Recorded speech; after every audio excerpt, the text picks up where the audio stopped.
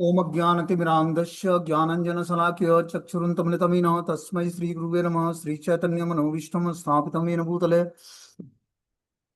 स्वयं रूपकदामह्यं ददाति स्वपदान्तिकं। वन्देऽहं श्रीगुरुः श्रीयुतपदकमलं श्रीगुरून् वैष्णवाचं श्रीरूपं साग्रजातं सगणरघुनाथान्वितं तं सजीवं साद्वैतं सावधूतं परिजनसहितं कृष्णचैतन्यदेवं श्री राधा कृष्ण पादान सगण ललिता श्री विशाखान्विताश्च नारायणं नमस्कृत्यं नरं चैव नरोत्तमं देवीं सरस्वतीं व्यासं ततोदयम् उदीरयेत्। सुनोतां स्वकथा कृष्ण पुण्य श्रवण कीर्तनम हृदयन्तस्तु भद्राणि विधनोति सुरसतां नष्टप्रायि सुभद्रेषु नित्यं भागवत सेवया भगवती उत्तम श्लोके भक्तिर्भवति निष्ठिकी तदा रजस्तमो भाव काम लोभादय चेत एते निरावृतम स्थिति सत्य प्रसिद्धति एवं प्रसन्न मनसो भगवत भक्ति योगता भगवत तत्व विज्ञान मुक्त संगस्य जायते विद्यन्ते हृदय ग्रंथि छिद्यन्ते सर्व संशयं चीयन्ते चास्य कर्माणि दृष्ट्वा एवात्मनीश्वरे सच्चिदानंद रूपाय विशुद्धि हेतवे तापत्रय विनाशाय श्रीकृष्णाय नमः। संसार सागरे मग्नं दीनं मा करुणानिधि कर्म ग्राह कृतांगम मामुद्दा भवार्वात् श्रीमद्भागवतम आख्यानं प्रत्यक्षं कृष्णैः स्वीकृतो अस्मयानाथं मुक्तर्थं भवसागरे भवे भवे यथा भक्ति पादयोस्तु विजायते तथा कुरुष्व देवेस्य नाथोस्तु नो यतं प्रभु नाम संकीर्तनं यस्य सर्व पाप प्रणाशनं प्रणामो दुःखशमनं तम नमामि हरि परम आराध्यो भगवान ब्रजेश तन्यो तद्धाम वृंदावनम रम्या काचित् उपासना व्रजवधु वर्जेन या कल्पिता श्रीमद्भागवतम प्रमाण अम्लम प्रेमोपमार्थो मान श्री चैतन्य महाप्रभु मतमिदं तत्रादरुणा पर हे कृष्ण करुणा सिंधु दीनबंधु जगत्पते गोपेश गोपिका कांत राधा कांत नमस्तुते तप्त कांचन गौरांगे श्री राधे वृंदावनेश्वरी वृषभानुसुते देवी प्रणमामि हरिप्रिये वाञ्छाकल्पतरुभ्यश्च कृपा सिन्धुभ्येव च पतितानां पावनेभ्यो वैष्णवेभ्यो नमो नमः। जय श्री कृष्ण चैतन्य प्रभु नित्यानंद श्री अद्वैत गदाधर श्रीवासादि श्री गौर भक्तवृंद हरे कृष्ण कृष्ण कृष्ण हरे हरे हरे राम राम राम हरे हरे। इसमें आज हम लोग को श्रीमद् भागवतम स्कंद संख्या 6 अध्याय संख्या 9 श्लोक संख्या 43 नंबर पढ़ना है। टाइटल है वृत्तासुर राक्षस का आविर्भाव। बोलते हैं अतएव स्वयं तदुपकल्पयास्या यामक भगवतं परम गुरु गुरुवो सत्व चरण सत्य पला पलास्य छायां विविधम ब्रिजिन्य संसार परिश्रमो पसनु मुपाश्रितानां वयं यत् कामेनोपदासितम्। हे भगवान आप सर्वज्ञाता हैं, अतः आप अच्छी तरह जानते हैं कि हम आपके चरण कमलों की शरण में क्यों आए हैं, जिनकी छाया समस्त भौतिक अशांतियों से छुटकारा दिलाने वाली है। क्योंकि आप परम गुरु हैं और सब कुछ जानते हैं, अतः हमने आदेश प्राप्त करने के लिए आपके चरण कमलों का आश्रय लिया है। कृपया हमारे वर्तमान दुखों को दूर करके हमें शरण दीजिए। आपके चरण कमल ही पूर्ण समर्पित भक्तों के एकमात्र आश्रय हैं और इस भौतिक जगत के संताप को शमित करने के एकमात्र साधन है। तो यहाँ पर देवता लोग जो है भगवान के चरण कमलों की महिमा बताते हैं कि हे भगवान आप सर्व ज्ञाता हैं, भगवान इस सब कुछ जानने वाले हैं। अतः आप अपनी अपनी अच्छी तरह अतः आप अच्छी तरह जानते हैं कि हम आपके चरण कमलों की शरण में क्यों आए हैं। भगवान भगवत गीता में बताते हैं कि जो है 4 तरह के लोग भगवान के शरण ग्रहण करते हैं, ठीक है ना। अर्थार्थी, जिज्ञासु और ज्ञानी। जो इस भौतिक संसार में दुखी होकर भगवान की शरण ग्रहण करता है। दूसरा है जो धन चाहता है वो भगवान की शरण ग्रहण करता है। तीसरा है जो जिज्ञासु मतलब जिज्ञासा करना चाहता है, भगवान के बारे में जानना चाहता है, वो भगवान की शरण ग्रहण करता है। और चौथा है ज्ञानी पुरुष, जो परम सत्य को खोज करता है। ऐसा चारों पुरुषों में जो अर्थार्थी, जिज्ञासु और ज्ञानी, किंतु बता रहे कि शुद्ध भक्त जानता है कि ईश्वर सर्वव्यापी और सर्वज्ञाता है, अतः किसी व्यक्तिगत लाभ के लिए उनकी पूजा या प्रार्थना करना व्यर्थ समझता है। तो पहले जब हम भक्ति के शुरुआती दौर में जब आते हैं भक्ति में, तो हम भी 4 तरह के, जब हम भक्ति प्रारंभ करते हैं तो 4 प्रकार के आवश्यकता के अनुसार भगवान के पास आते हैं। या तो व्यक्ति भौतिक संसार में दुखी होकर भगवान के पास आता है, या धन की इच्छा से आता है, या जिज्ञासा करने के लिए आता है कि भगवान कौन है, मैं कौन हूँ, मेरा भगवान से संबंध क्या है, मैं इस भौतिक संसार में कष्ट क्यों पा रहा हूँ। और चौथा पुरुष है ज्ञानी पुरुष, जो परम सत्य की खोज करता है। लेकिन जब यही चारों भक्त धीरे धीरे शुद्ध भक्ति के स्टेज को प्राप्त कर लेते हैं, तब वो अपने व्यक्तिगत लाभ के लिए भगवान से कुछ भी प्रार्थना नहीं करते। वो किसके लिए प्रार्थना करते हैं? जगत के मंगल और कल्याण के लिए। शुद्ध भक्ति प्राप्त होते ही हमारे हृदय में ऐसी करुणा व्याप्त होगी कि हम सबके लिए प्रार्थनाएं करेंगे कि सबका कल्याण और मंगल हो। जब तक भगवान की शुद्ध भक्ति अन्य अभिलाषाओं से शून्य होकर और शुद्ध भक्ति को प्राप्त नहीं होते हैं, तब तक अपनी इच्छाओं को तृप्त करने के लिए भगवान से हम प्रार्थनाएं करते हैं, अपने कष्टों को दूर करने के लिए भगवान से प्रार्थनाएं करते हैं, या अपनी जिज्ञासाओं को तृप्त करने के लिए भगवान से प्रार्थना करते हैं, या कुछ भौतिक इच्छाओं को तृप्त करने के लिए भगवान से प्रार्थना करते हैं। लेकिन धीरे धीरे हम अपने आसक्तियों को और इच्छाओं को जब पवित्र करेंगे, तब धीरे धीरे भगवान की शुद्ध भक्ति को अडॉप्ट कर पाएंगे, जान पाएंगे। और तब हम पूरे जगत के मंगल और कल्याण के लिए प्रार्थनाएं कर पाएंगे। जिस तरह भगवान ही सर्व मंगलकारी हैं, उसी तरह भक्त भी सर्व मंगलकारी हो जाता है। बस क्या करने से? कृष्ण कृष्ण की शरण ग्रहण करने से। जितनी मात्रा में हम शरण ग्रहण करेंगे भगवान का, उतनी मात्रा में हमारा शुद्धिकरण होगा, उतनी मात्रा में हम भगवान को जान पाएंगे। जो व्यक्ति 100% भगवान को समर्पित है, उसका जीवन समर्पित है, पूर्ण रूपेण आश्रित है भगवान पर, वो पूर्ण रूपेण भगवान की तरह ही मंगलकारी हो जाता है। उसके दर्शन से, उससे संभाषण से, उसके साथ प्रसाद लेने से, उसके साथ बातचीत करने से, उसके साथ ट्रेवलिंग करने से, सब कुछ जो भी एक्टिविटी करे व्यक्ति, तुरंत उसको भक्ति प्राप्त हो जाएगी। मतलब उसका भक्तिमय जीवन शुरू हो गया, जो उसके साथ इस तरह से इन के इन प्रकार किसी तरह जुड़ गया वो, कोई नया व्यक्ति, क्योंकि उसके हृदय में स्वयं श्री राधा कृष्ण का निवास स्थान है। क्योंकि उसने भगवान की शुद्ध भक्ति को, जो कि अन्य अभिलाषाओं से शून्य होकर और ज्ञान का कर्म से निवृत्त होकर एब्सोल्यूट प्लेटफॉर्म पर भगवान से प्रेम करना सीख गया। सत्यता के प्लेटफॉर्म पर भगवान से उसको प्रेम हो गया और भगवान की दिव्य सेवा में अपनी चेतना को इंगेज कर लिया। तब जाकर हृदय जो है राधा कृष्ण का निवास स्थान बनता है, और धीरे धीरे जीवात्मा भगवान की शुद्ध भक्ति की तरफ आगे बढ़ते हुए और भगवान के प्रेम को प्राप्त कर लेता है। ये बातों में आसान लगता है, लेकिन है बड़ा टफ रास्ता ये। अपनी अभिलाषाओं को, अपनी इच्छाओं को शुद्ध करना, और अपनी इच्छाओं को शुद्ध करने के साथ साथ जो है आसक्तियों को समाप्त करना, सारी आसक्तियां तोड़कर भगवान से आसक्त हो जाना। जब आप सारी आसक्तियों को समाप्त करके भगवान से आसक्त हो जाओगे, तो इस भौतिक संसार में व्यक्ति को किसी का जन्म हो, किसी का मृत्यु हो, किसी को हानि हो, किसी को लाभ हो, किसी का जय और पराजय, उससे कुछ भी लेना देना नहीं हो। और तब जाकर वो स्थिति प्राप्त होती है ब्रह्म साक्षात्कार की, मतलब आत्म साक्षात्कार की स्थिति प्राप्त करके जीवात्मा प्रसन्न हो जाता है। अभी हम दुख से दुख में दुखी होते हैं, सुख में सुखी हो जाते हैं। लाभ होता है तो प्रसन्न रहते हैं, हानि होता है तो, नुकसान होता है तो हम दुखी हो जाते हैं। और भगवान बताना क्या चाहते हैं कि ऐसी स्थिति प्राप्त करो कि लाभ हानि जीवन मरण जस अपजस, जो भी हमें जिस स्थिति में हो, हम उस स्थिति में प्रसन्न रहकर भगवान की भक्ति करने का प्रयास करें। क्योंकि भक्ति का जो प्लेटफॉर्म है, इन चीजों से बाधित नहीं होना है। ये तो गुणों के प्रभाव के कारण व्यक्ति जो है इन सब चीजों से वो क्या करता है, विचलित हो जाता है। जब हम अपनी चेतना को शुद्ध सत्व के प्लेटफॉर्म पर स्थित करेंगे, शुद्ध सत्व क्या होता है कि सतोगुण से भी आगे, सतोगुण में भी व्यक्ति के अंदर प्रतिष्ठा, लाभ, मान, पूजा प्रतिष्ठा की इच्छा बनी रहती है। जब उन इच्छाओं को छोड़कर और भगवान की भक्ति में एब्जॉर्ब हो जाएंगे, मन बुद्धि को एकाग्र कर लेंगे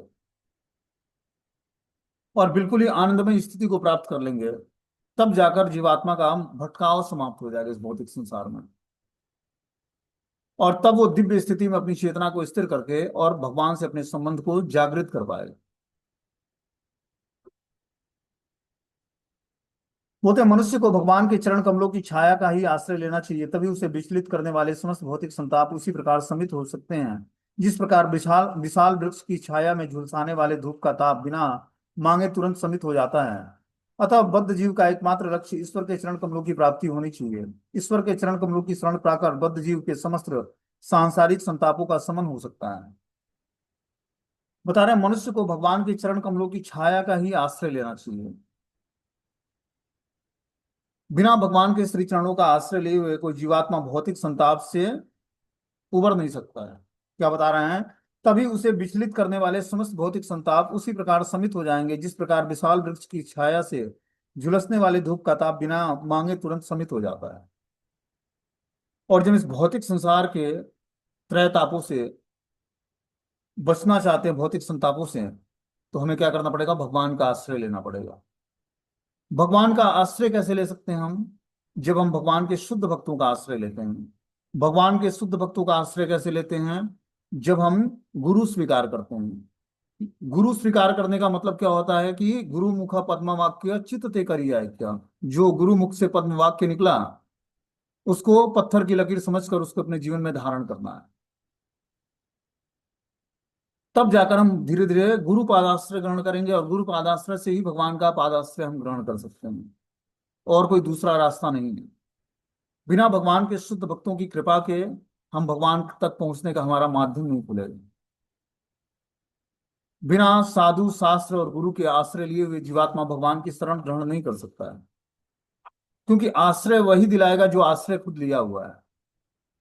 जो जिसका आश्रय अभी भगवान नहीं है, जिसका आश्रय धन है, परिवार के सदस्य हैं, पति है, पत्नी है, बच्चे हैं, जॉब है, बिजनेस है, वो भगवान का आश्रय कैसे दिलाएगा? आश्रय तो वो दिलाता है जो खुद आश्रित हो भगवान पर। तो आश्रित कैसे बनना पड़ेगा हमें? हमें आसक्तियों को भौतिक संसार में समाप्त करना पड़ेगा। ये कहना आसान है लेकिन करना बहुत ही मुश्किल है।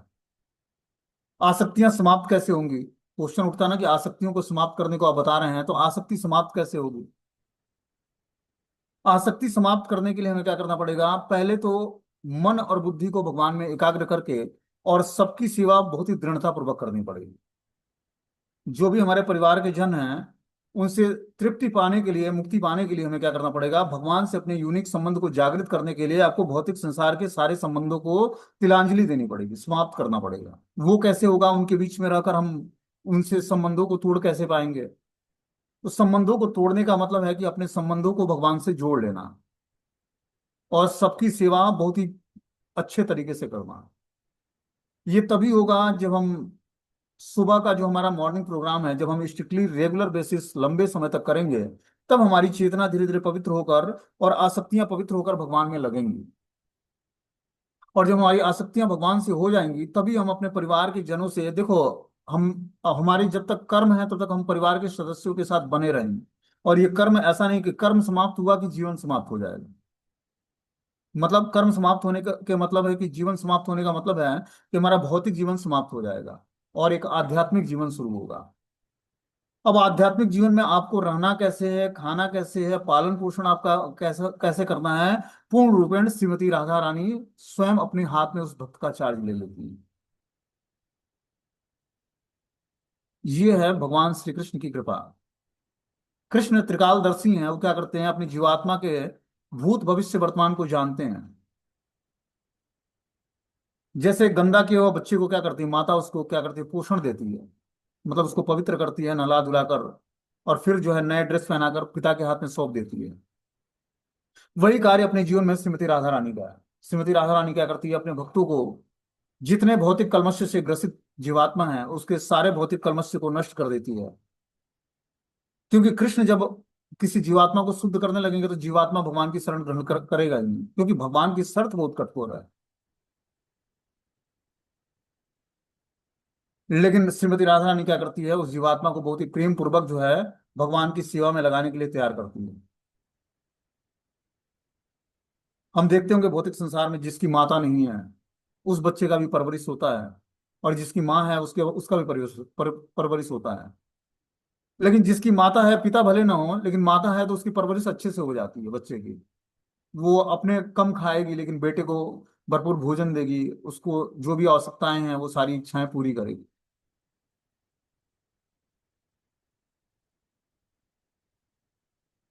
लेकिन जिसका पिता है और माता नहीं है, उस बच्चे की परवरिश ठीक से नहीं हो पाती है। क्योंकि जो माँ माँ के पास जो ममता, या फिर जो क्या बोलते हैं कि उसको, बच्चे के प्रति जो लगाव है और जो उसका भावुक नेचर है, वो पुरुष में नहीं होता है। क्योंकि पुरुष जो पालन पोषण जिस हिसाब से पुरुष का होता है, और जो स्त्री के अंदर जो लक्षण होते हैं, की भावना या परवरिश करने की भावना या बच्चों का पालन पोषण करने की भावना, वो पुरुष में डेवलप नहीं हो पाता है। पुरुष दूसरे कार्य के लिए बने हैं। लेकिन स्त्रियों में ये लक्षण पाए जाते हैं कि वो बच्चों को अच्छा, एक शालीन, सभ्य और अच्छे पाथ पर चलाने के लिए वो प्रॉपर गाइडेंस दे सकती है। तो इस तरह से श्रीमती राधा रानी क्या करती है? हर जीवात्मा को बहुत ही अच्छे तरीके से पवित्र करके और फिर भगवान श्री राधा श्याम सुंदर के चरणों में सौंपती है कि जाकर अब आप सेवा करिए उनकी। तो इस प्रकार जीवात्मा जब भगवान की श्रीमती राधा रानी की शरण ग्रहण करके पवित्र हो जाता है, तब वो भगवान की शरण में जाने की योग्यता हासिल करता है। बोलते हैं आगे इसमें कि मनुष्य को भगवान के चरण कमलों की छाया का ही आश्रय लेना चाहिए, तभी उसे विचलित करने वाले समस्त भौतिक संताप उसी प्रकार शमित हो जाएंगे। अब हमने बताया कि श्रीमती राधा रानी की शरण ग्रहण करनी है, तो श्रीमती राधा रानी की शरण कैसे ग्रहण करें? तो जब हम गुरु पादाश्रय ग्रहण करते हैं तो वो राधा दास्यम भाव को स्वीकार किए हुए गुरु तत्व जो है वो राधा रानी के भाव को स्वीकार किए होते हैं, राधा दास्य होते हैं। अपने जितने भी गोस्वामी गण हैं, चाहे आचार्य गण हैं, वो सब जो है राधा रानी के किंकर हैं। किंकर मतलब परिकर है, नित्य सिद्ध पार्षद हैं वो उनके व्याप पर ललिता सखी या विशाखा सखी के अंडर गाइडेंस में मंजरियों के रूप में या गोपियों के रूप में सेवा करते हैं। तो ऐसा नहीं कि जीवात्मा डायरेक्टली राधा रानी की शरण ग्रहण करेगा, वो राधा रानी के अनुगत्य के अनुगत्य के अनुगत्य में, मतलब इस तरह से 100 टाइम अनुगत्य में वो स्वीकार करता है सेवा को। अब ऐसा नहीं कि ललिता विशाखा का जो स्थान है वो कोई डिवोटी जाकर ले लेगा, या श्रीमती राधा रानी का जो स्थान है वो ललिता विशाखा ले लेंगे, ऐसा नहीं होगा। इष्ट आराध्य प्राणेश्वरी श्रीमती राधा रानी है, तो उनके जो आराध्य, जो उनके सेवक हैं ललिता और विशाखा, उनके अंडर गाइडेंस में ही रहकर हमें सेवा करनी पड़ेगी। जैसे होता है ना कि ऑफिस कार्यालय में बॉस होता है, बॉस के नीचे जनरल मैनेजर होता है, उसके बाद हर डिपार्टमेंट का मैनेजर होता है, उसके बाद असिस्टेंट मैनेजर होता है, उसके नीचे बहुत सारे जो है छोटे पोस्ट के लोग काम करते हैं, क्लर्क वर्क करते हैं, क्लर्कियल वर्क। तो इसी तरह आध्यात्मिक जीवन में भी है। हाईएस्ट पोस्ट श्रीमती राधा रानी का है, उसके अंडर गाइडेंस में जितनी भी गोपियां हैं, ललिता विशाखा अष्ट सखियां जो हैं, वो सेवाएं करती हैं। उस अष्ट सखियों के नीचे जो है मंजरियां होती हैं, गोपियां होती हैं। तो उनके अंडर में हमें जाकर सेवा में नियुक्त किया जाएगा। फिर जब हम शुद्ध हो जाएंगे, तब जाकर हम जिस सेवा को प्राप्त किया हमने, उस सेवा को कंटिन्यू हम करते रहेंगे। लेकिन शुद्धिकरण का यही मेथड है कि हमें राधा रानी की शरण ग्रहण करने का मतलब है कि गुरु का आश्रय ग्रहण करना। जब हम गुरु का आश्रय ग्रहण करते हैं तो उस आश्रय के कारण ही हम धीरे धीरे पवित्रता धारण करते हैं। का आश्रय लेने से हम धीरे धीरे पवित्रता के नियमों का पालन करके और फिर आध्यात्मिक जीवन में प्रोग्रेस कर पाते हैं। बोलते हैं कि बद्ध जीव का एकमात्र लक्ष्य ईश्वर के चरण कमलों की प्राप्ति होनी चाहिए। ईश्वर के चरण कमलों की शरण पाकर बद्ध जीव के समस्त सांसारिक संतापों का शमन हो जाता है। जैसे जैसे हम आध्यात्मिक जीवन में आगे बढ़ने का प्रयास करते हैं और गुरु के आदेश का ऐसे ही पालन करते हैं, वैसे वैसे भगवान के चरण कमलों की हम शरण ग्रहण कर पाते हैं। बोलते हैं बद्ध जीव के समस्त सांसारिक संतापों का शमन हो पाता है जब वो ईश्वर के चरण कमलों की शरण पा ग्रहण करता है। टाइटल लगाया जाता है प्रभुपाद या भगवत पाद या श्रीपाद। आचार्यों के टाइटल होते हैं ना, प्रभुपाद या भगवत पाद या श्रीपाद। तो वो टाइटल किस लिए है? कि उन्होंने भगवान के चरणों कमलों का आश्रय लिया है। प्रभुपाद, प्रभुपाद मतलब प्रभु के पाद पद्मों का आश्रय ग्रहण किया जिसने। भगवत पाद, भगवत पाद मतलब जिसने भगवान का के चरण कमलों का आश्रय लिया है। ऐसे जीवात्माओं के, ऐसे जो महान आचार्यों की शरण जब हम ग्रहण करते हैं, ये साधारण जीवात्मा नहीं है, ये भगवान के धाम से आए हुए नित्य सिद्ध पार्षद होते हैं, जो आचार्य के पोस्ट पर होते हैं, जिनकी कृपा से अनेकों लोगों को भक्ति मिलती है। हम लोग जैसे नहीं होते कि एक भक्त बनाना मुश्किल होता है। वो आचार्यों की कृपा ऐसी होती है, नित्य सिद्ध भगवान के पार्षद होते हैं। तो जब बद्ध जीवात्मा सांसारिक संतापों से तभी शमित कर पाता है जब वो गुरु की शरण ग्रहण करता है, गुरु के माध्यम से ईश्वर के चरण कमलों की शरण ग्रहण करता है। जैसे जैसे वो गुरु के आदेश का पालन करता है, वैसे वैसे भगवान के करीब जाता है, वो शुद्ध होता है। तो आदेश पालन ही हमारे लिए बहुत इंपॉर्टेंट है। जब हम साधु शास्त्र और गुरु के आदेश का ऐसे पालन करते हैं, तब हम आध्यात्मिक जीवन में प्रोग्रेस कर पाते हैं। और पालन करने से हमें सेटिस्फेक्शन क्या मिलता है? हम कैसे जानेंगे कि हम अच्छे तरीके से ट्रैक पर हैं और पालन कर रहे हैं या नहीं कर रहे हैं? तो जैसे भोजन करने से व्यक्ति को तुष्टि, पुष्टि और क्षुधा निवृत्ति होती है। वो क्या होता है? उसको तुष्टि मिलती है, सेटिस्फेक्शन मिलता है, संतुष्ट हो जाता है वो भोजन करने के बाद। जब संतुष्ट हो जाता है तो उसको पौष्टिकता मिलती है, पुष्टि मिलती है, और क्षुधा निवृत्ति मतलब पेट भर जाता है उसका। उसी तरह जब हम आध्यात्मिक जीवन में गुरु के आदेश का ऐसी पालन करेंगे तो हमें तुष्टि मिलेगी, सेटिस्फेक्शन मिलेगा हमें, और आध्यात्मिक पोषण मिलेगा हमें। और फिर जाकर हम क्षुधा निवृत्ति तो इसमें नहीं है, क्षुधा निवृत्ति का मतलब है कि हम पूर्ण रूपेण जो है आध्यात्मिक प्लेटफॉर्म पर गुरु को प्रसन्न कर पाएंगे। तो हम खुद ही चेक कर सकते हैं कि क्या हमें संतुष्ट सेटिस्फेक्शन मिलता है भक्ति करके, या भौतिक चीजों की हैंकरिंग बनी रहती है, भौतिक चीजों की लालसाएं बनी रहती हैं हृदय में। क्या हमें आध्यात्मिक एनर्जी मिलती है माला करने से, और हमें माला करने की शक्ति प्राप्त होती है, या 16 माला हो गया किसी तरह खींच खाच के, अब जो है माला को कील पर टांगा और फिर कल ही संकल्प के साथ उतारना है, क्या ऐसा होता है कि जब मिले टाइम तब हमें लगता है कि कुछ 2-4 माला कर लेते हैं? ऐसा होता है कभी? और जो ऐसा होता है तब हम धीरे धीरे हमें आध्यात्मिक पोषण मिल रहा है, और जो ऐसा नहीं होता है तो इसका मतलब आध्यात्मिक पोषण नहीं मिल रहा है। आगे इसमें बता रहे हैं, अथो इसम जयित्वष्टम ग्रस्तम भुवनत्रयम ग्रस्तानि येन न कृष्णम तेजास्य अस्त्रायुधानि च। अतः हे परम नियंता, हे भगवान श्री कृष्ण, त्वष्टा के पुत्र, इस घातक असुर वृतासुर का संहार कीजिए, जिसने हमारे समस्त शस्त्रार्थ, युद्ध की सारी सामग्री और हमारे बल और तेज को निगल लिया है। तो सब देवता जो है भगवान से प्रार्थना करते हैं कि त्वष्टा के पुत्र के इस घातक असुर वृतासुर का संहार कीजिए। ये वृतासुर प्रकट कैसे हुआ था? जिस पुरोहित की देवताओं ने शरण ग्रहण की, उस पुरोहित ने यज्ञ संपन्न किया तो उसमें असुरों को भी बल प्रदान किया और देवताओं को भी। कुछ मंत्र ऐसा उसने पढ़ा जिससे असुरों का बल बढ़ गया, और उसी से वृतासुर का प्राकट्य हुआ।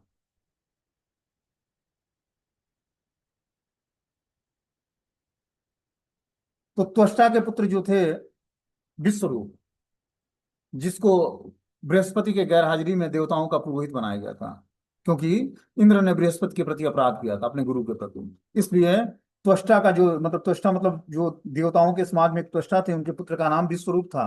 उन्हीं को उस समय जो है ब्रह्मा जी के कहने पर पुरोहित के रूप में नियुक्त किया गया।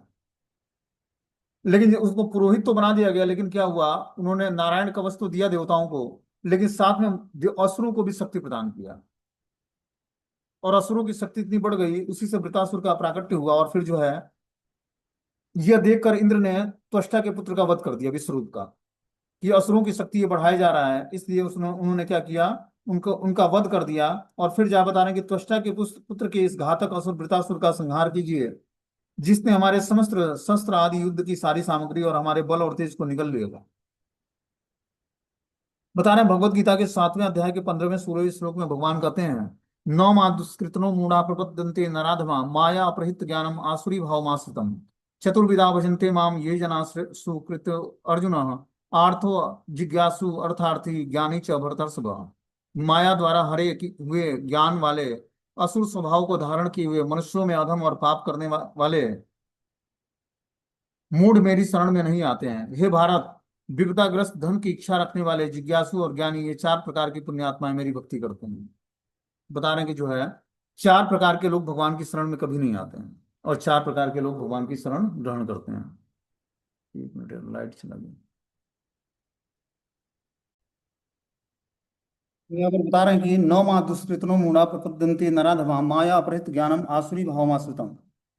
जो माया द्वारा जिनका ज्ञान हर लिया गया है, जो आसुरी स्वभाव को धारण किए हैं, मनुष्यों में जो अधम है और जो पाप करने वाले वाले में मूढ़ मेरी शरण में नहीं आते हैं। तो 4 प्रकार के लोग भगवान की शरण ग्रहण करते हैं, और 4 प्रकार के लोग भगवान की शरण कभी ग्रहण नहीं करते। तो इसमें से जो बता रहे हैं कि जो जिनका ज्ञान माया के द्वारा हर लिया गया है, जो आसुरी भाव में आश्रितम है, जो मनुष्यों में अधम है, और मूढ़ व्यक्ति भगवान की शरण ग्रहण नहीं करता है। दूसरी तरफ जो विद्याग्रस्त है, धन की इच्छा रखता है, जिज्ञासु और ज्ञानी है, वो 4 प्रकार के पुण्यात्माएं भगवान की शरण में आते हैं और भगवान की भक्ति को स्वीकार करते हैं। ये 4 प्रकार के नवदीक्षित भक्त जो भौतिक लाभों की दृष्टि से भगवान की भक्ति करने के लिए भगवान की शरण में आते हैं, वो शुद्ध भक्त नहीं है, किंतु ऐसे सांसारिक भक्तों को यह लाभ है कि वह कभी कभी भौतिक इच्छाओं को त्याग करके शुद्ध भक्त बन जाते हैं। तो धीरे धीरे हमें भौतिक इच्छाओं को त्यागना है।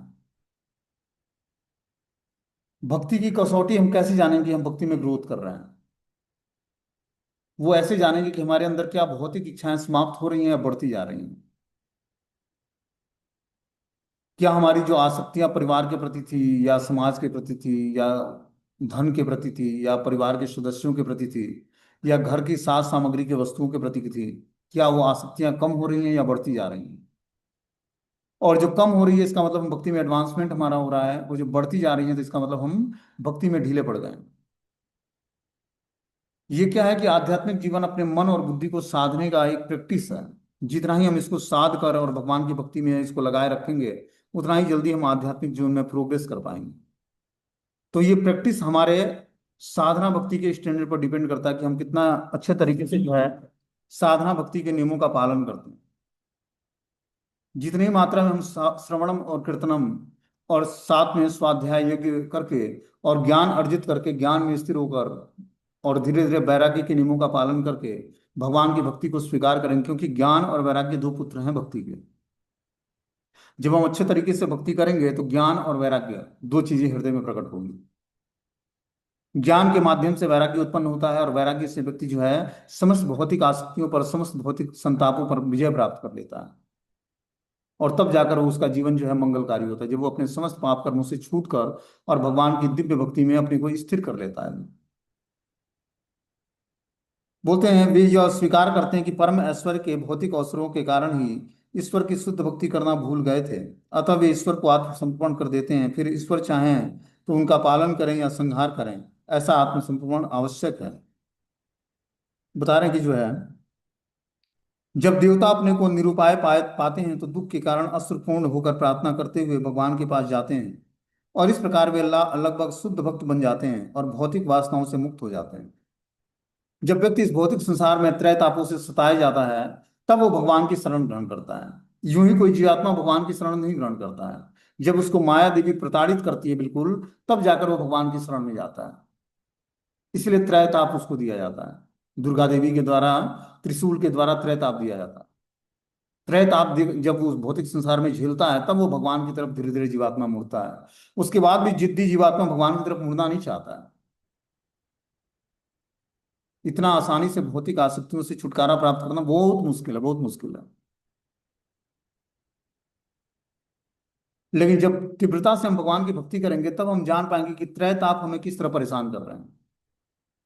त्रय ताप क्या होते हैं? आदि भौतिक क्लेश, आदि दैविक क्लेश और आध्यात्मिक क्लेश। आदि भौतिक क्लेश हमें जंतु जानवरों से, पड़ोसियों से, घर के सदस्यों से जो ताप मिलता है, कि अपना ही घर का कोई सदस्य है जो बहुत उटपटांग बातें करता है, या अच्छा व्यवहार नहीं करता है, या भक्ति करने नहीं देता है, या जो भी है, या आस पड़ोस के लोग हमें परेशान करते हैं, या फिर जंतु जानवर हमें परेशान करते हैं, ये सारे आदि भौतिक क्लेशों के अंतर्गत आते हैं। आदि दैविक क्लेश में भूकंप आना, सुनामी आना, धूप तीव्र हो जाना, बाढ़ आ जाना, महामारी फैल जाना, ये सब दैवी प्रकोप है। ये देवताओं के द्वारा प्रकोप दिया जाता है। जब धरती पर अधर्म कार्य बढ़ता है तो देवता क्या करते हैं? ये ताप देकर आदि दैविक क्लेश उस जीवात्माओं को शमित करते हैं जो पाप कर रहे हैं। तभी तो संसार में भगवान इतनी जल्दी प्रकट नहीं होते हैं।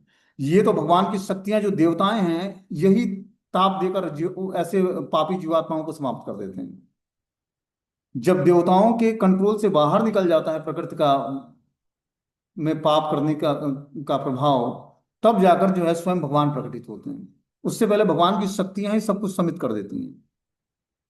जब अंत हो जाता है, तब जाकर भगवान को प्रकट होना। जब देवता हार जाते हैं उस वो घटनाओं से, और सब देवता प्रार्थना करते हैं भगवान से कि हे प्रभु आप प्रकट होइए, अब हम लोगों के बस का नहीं है, तब जाकर कृष्ण आता है।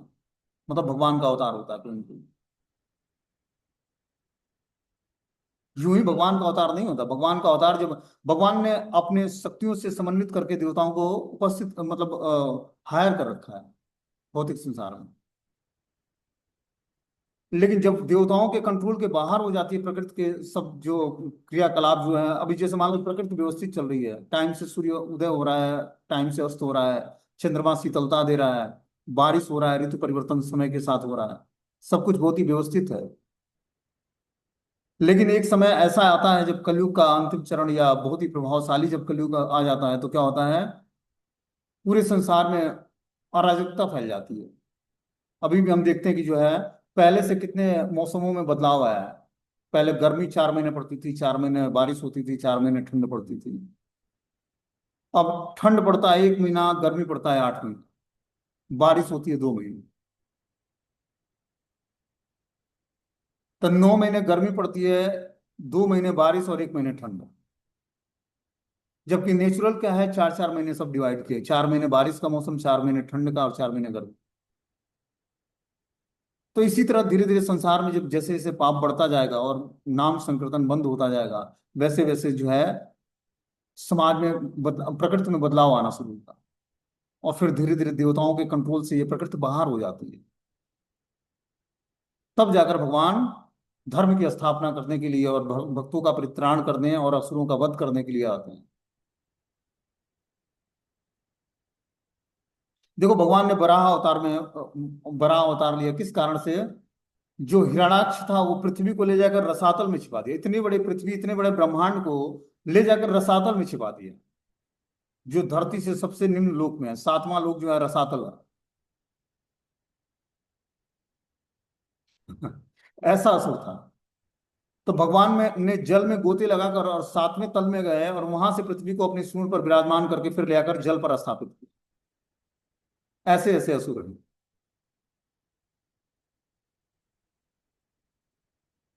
रावण था। रावण भी कोई साधारण असुर नहीं था। शनि को अपने राज्य में उल्टा लटका रखा था। जिस शनि ग्रह को पकड़ने से जीवात्मा की दशा खराब हो जाती है, उसको अपने राज्य में उल्टा लटका रखा था। वो तो हनुमान जी पहुंचे तो उसको सीधा किए। इसीलिए हनुमान जी की पूजा से शनिदेव प्रसन्न होता है। यही कारण है कि उनको उल्टा लटका रखा था रावण ने। और ऐसा कार्य कि स्वर्ग तक सीढ़ी बना दूंगा मैं। कौन चढ़ेगा उस सीढ़ी पर, जो पापी व्यक्ति होगा, जो रावण का साथ करेगा, संग देगा, वो स्वर्ग तक जाएगा उस सीढ़ी से। ऐसी उसकी मनोकामना थी। तो असुर क्या करते हैं, भगवान के जो या प्रकृति का जो नेचर का जो भगवान के द्वारा या शास्त्रों के द्वारा जो दिया हुआ मेथड है उसको विपरीत करना कार्य करना चाहते हैं। और इस कारण से वो मारे जाते हैं भगवान के हाथ। तो ऐसे असुर भी जब भगवान को प्रकट होना तो अपने ही भक्तों को असुर बनाकर भगवान भेजते हैं। साधारण असुर भगवान से नहीं लड़ पाएगा। स्वयं भगवान के ही नित्य सिद्ध पार्षद जो है असुर बन के आते हैं। और फिर भगवान धर्म की स्थापना करते हैं। युग परिवर्तन होता है, ये सारी चीजें भगवान की लीलाएं हैं। जो सृष्टि प्रक्रिया है श्रीमद् भागवतम में दिया गया है, वो कैसे होता है, भगवान की इच्छा से होता है सब कुछ। जब तक मौसम में बदलाव नहीं आएगा, ऋतु में बदलाव नहीं आएगा, युगों में बदलाव नहीं आएगा, दिन और रात में बदलाव नहीं आएगा, तब तक व्यक्ति जीवात्मा जो है भगवान के अस्तित्व को स्वीकार कहाँ करेगा। भगवान के जन्म और कर्म की दिव्य प्रकृति को जानेगा कैसे। इसलिए भगवान ये सब संपन्न लीलाएं करते हैं, वो प्रकृति के माध्यम से भी लीलाएं संपन्न करते हैं। और उस लीलाओं को संपन्न जो जान जाता है तत्व से, वही फिर जन्म मृत्यु के चक्र में नहीं आता। और अपने इष्ट आराध्य को क्या करता है, ग्लोरीफाई करता है, हर समय गुणगान करता है उनका। जैसे मान लो कि एक व्यक्ति ऑफिस कार्यालय में कार्य करता है। कार्य करते हुए उसको अपने बॉस से मिलना मिलाना नहीं होता है। वो समझता है यार मैनेजर है, वो सब कुछ देख लेगा, उसी को प्रसन्न करने में लगा रहता है। लेकिन एक बार क्या हुआ, उसका परिचय हो गया बॉस से। कंपनी का मालिक आया, उसको सराहा कि आप बहुत अच्छे कार्य करते हैं, मैनेजरों ने बताया कि आप बहुत अच्छे, मतलब हर कार्य को बहुत अच्छे तरीके से करते हैं, आप हमें अब रिपोर्टिंग करेंगे। तो डायरेक्टली बॉस के अंडर में आ गया। अब उसकी रिपोर्टिंग बॉस को होने लगी। तब वो मैनेजरों को प्रसन्न, अब वो डायरेक्टली अपने बॉस को प्रसन्न करने के लिए हर कार्य करेगा। तो उसी तरह इस भौतिक संसार में जब हम बॉस जो हमारे हैं इष्ट आराध्य भगवान श्री कृष्ण, उनकी महिमा को जानेंगे, तभी तो उनके शरण ग्रहण करके उनकी उनके आदेश के अनुसार हम कुछ सेवा करेंगे और उनको प्रसन्न करने का प्रयास करेंगे। इसीलिए देवी देवताओं के चंगुल से छूटकर और भगवान की शरण ग्रहण करनी है। तो जो व्यक्ति भगवान के भजन करने के लिए नियम लेता है, उसे ब्रह्मा और शिव भी आरती उतारते हैं। कि जिसने ठान लिया कि अब मैं रेगुलर बेसिस महामंत्र का जाप करूंगा, प्रमाणिक शास्त्रों श्रीमद् भगवद गीता भागवतम को पढ़ूंगा सुनूंगा, भगवान की शरण ग्रहण करूंगा, आध्यात्मिक संप्रदाय में दीक्षा स्वीकार करूंगा, आध्यात्मिक गुरु के आदेश के अनुसार अपने जीवन को ढालूंगा, ऐसा व्यक्ति धीरे धीरे मंगलकारी बात पर चलना शुरू हो जाता है। और स्वयं ब्रह्मा और शिव उसकी आरती करते हैं। यह अध्यात्म का रास्ता इतना सुदृढ़ रास्ता, इतना मंगलकारी है कि वो जीवात्मा देवताओं से भी मंगलकारी बन जाता है।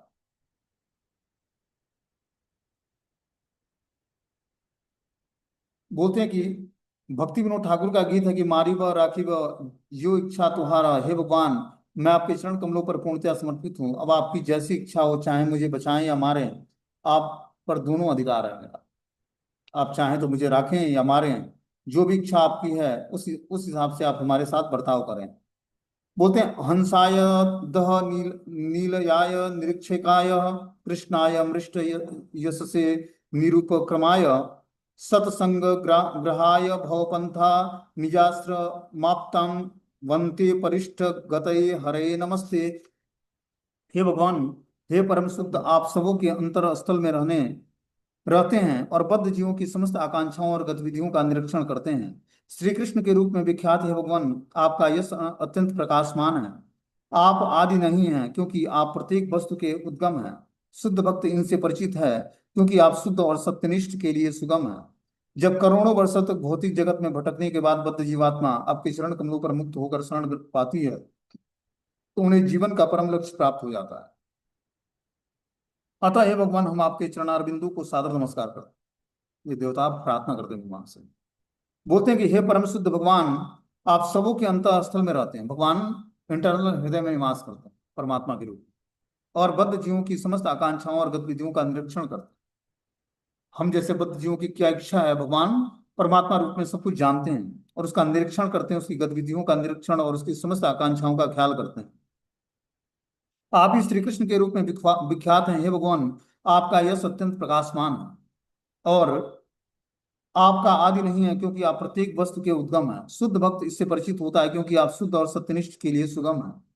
जब हम भगवान की शुद्ध भक्ति को अडॉप्ट कर लेंगे तो भगवान हमारे लिए सुगम बन जाएंगे और शुद्ध और सत्यनिष्ठ के लिए सुगम है।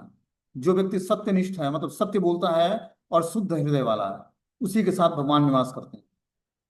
जब करोड़ों वर्षों तक भौतिक जगत में भटकने के बाद बद्ध जीवात्मा आपके चरण कमलों पर मुक्त होकर शरण पाती है, तो उन्हें जीवन का परम लक्ष्य प्राप्त हो जाता है। जीवन का चरम लक्ष्य प्राप्त करने के लिए हमें करोड़ों वर्ष तक भटकना नहीं है। क्या करना है? भगवान के चरण कमलों पर मुक्त भाव से उनकी शरण ग्रहण करनी है। मुक्त भाव से शरण ग्रहण करने का क्या मतलब है? कि हम अपने समस्त पाप कर्मों को ज्ञान के माध्यम से समाप्त करके और भगवान की शरण ग्रहण कर रहे हैं। अतः हे भगवान, हम आपके चरणार बिंदु को सादर नमस्कार करते हैं। इस तरह से देवता भगवान से प्रार्थना करते हैं। अब आगे इसमें सुखदेव गोस्वामी क्या बोलते हैं, इसको हम लोग कल सुनेंगे। जब स्तुति देवताओं ने समाप्त कर दिया तो सुखदेव गोस्वामी अब बोलना शुरू करते हैं परीक्षित महाराज।